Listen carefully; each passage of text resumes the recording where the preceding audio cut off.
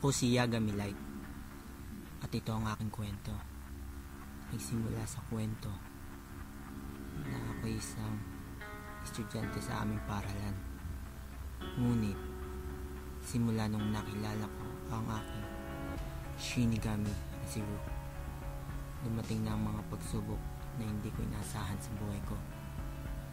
Mula nang natagpuan ko ang Death Note sa isang daanan, ito ay may pagkamisteryo at kakaiba. Subalit, sa tutusin ay ang nais ko lang ay hindi maging masama, kundi gusto ko ay maging isang mabuti para linisin ang mundo sa kagagawa ng masamang espiritu at tawagin Death God of Shinigami na nagmamayari ng lupa.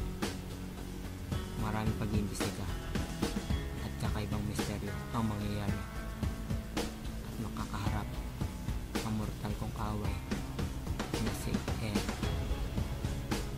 Sa mga pangyayaring di inaasahan, ang bawat magaganap na laban ay pagsubok mula sa aking buhay.